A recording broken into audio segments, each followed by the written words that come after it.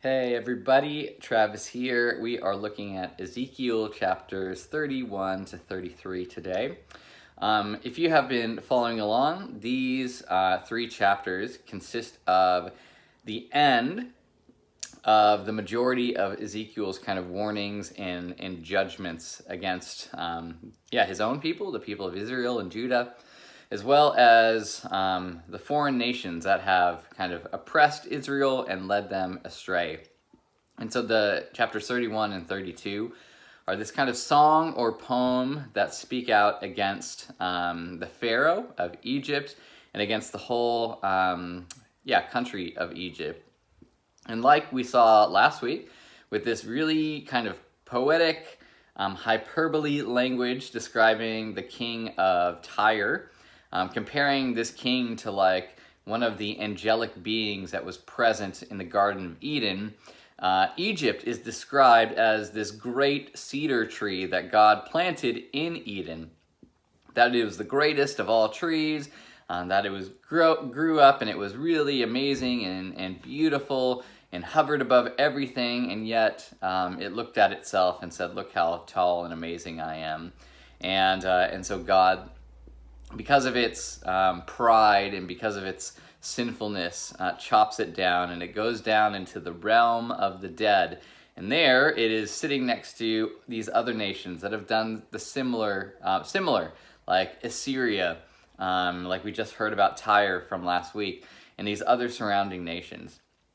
And this is this condemnation that comes to all that put themselves on a pedestal above God, that the warning is, you will be brought down. And the section ends in chapter 33, again, with one kind of final warning to the people of Israel, that Ezekiel has been chosen as this watchman, and he is crying out. He sees the doom that's coming, the army that is advancing forward, and he turns and he warns his people that destruction's about to come, and yet they don't listen. They mock him, they ridicule him, they choose to close their ears, and so despite Ezekiel's warning, they are overwhelmed and cast out, and their land destroyed.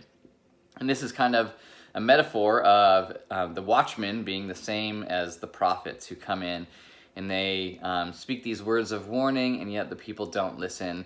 They don't turn from their sin, and eventually their sin overtakes them.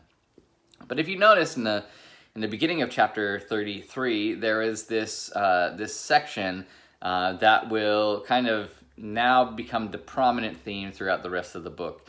It's this, and we've seen this throughout not only the book of Ezekiel, but in all the prophets, that when we're reading through these kind of judgments and warnings, it gets really easy to be wrapped up in how terrible and sad and overwhelming it is. We live in a day and age where we don't like to think about our own sinfulness and punishing those who turn away from God. We don't really like to dwell on those things. And yet this is the reality.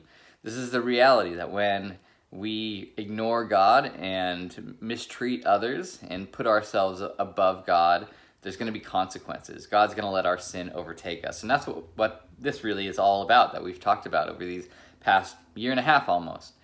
And yet, despite the warnings and judgment and the sadness, there are these reminders, these refreshing reminders that this is not the end of the story, that there is hope.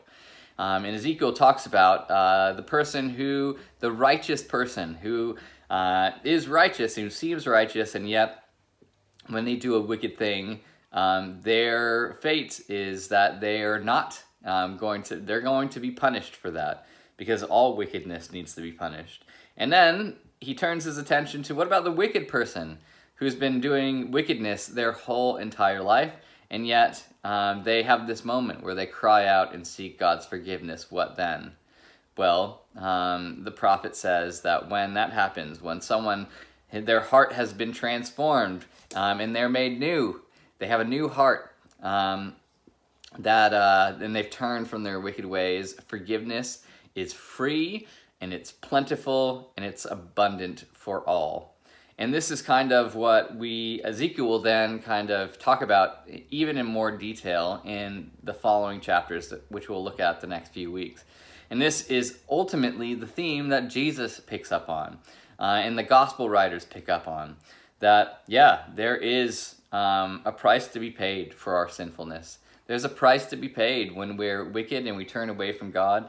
There's a price to be paid despite the fact that we think we're good people and we do good most of the time, and yet every once in a while we make mistakes. There's still a price to be paid for our sin then. And yet, despite that news, there is good news that's available for everyone.